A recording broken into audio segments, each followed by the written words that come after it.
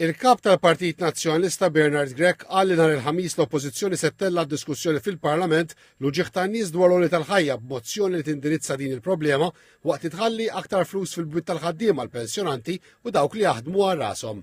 Aħna ressaqna mozzjoni b'soluzzjonijiet għal problema tal-għoli tal-ħajja biex tgħinek tindirizza l-problemi tiegħek. Gvern li jrid li jħodlok u aħna li rridu natuk. Dik hija id-differenza bejn il-Partit Laburista u l-Partit Nazzjonalista. Bernard Grech qal li l-Partit Nazzjonalista ressaq din il-mozzjoni għaliex jaf l-għoli tal-ħajja u żidiet fil-prezzijiet tal-ikel, il-mediċini u servizzi essenzjali oħra qegħdin joħolqu diffikultajiet lin-nies u lil min ħaddem minħabba d-deċiżjonijiet żbaljati li ħal gvern. Qal li effetta hekk għaw min qed ikollu jażel x'jixtri u x'ma jixtrix u oħrajn jgħaddu banqas għaliex il-paga jew il-pensjoni ma sservihomx sal-aħħar tax-xahar. Dr. Grech qal li quddiem din ir-realtà il-gvern qed idawwar wiċċu u għalhekk il-Partit Nazzjonalista qed jipproponi li titneħħa t-taxxa fuq kull żieda li tingħata fil-pagi u l-pensjonijiet tal-għoli tal-ħajja. Jiddaħħlu allowances ġodda għall pensjonanti biex anke min ma jħallas taxxa ikollu titjib fit-dħul.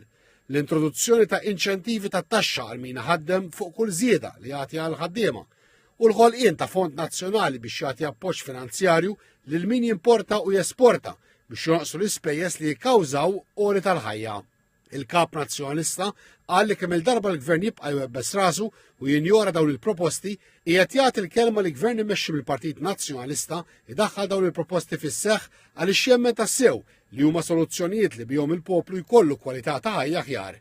Bernard Grech qal li bil-politika tal-Partit Nazzjonalista turi li jimpurtah minnek. Skont Dr. Grech dan huwa bil-kontra tal-Partit Laburista li qal qed ifittex li jipproteġi lilu nnifsu u lil ta' madwaru minn investigazzjonijiet fuq il-korruzzjoni bliġi ġdida li tillimita id-dritt tan-nies li jiftħu inkjesta maġisterjali.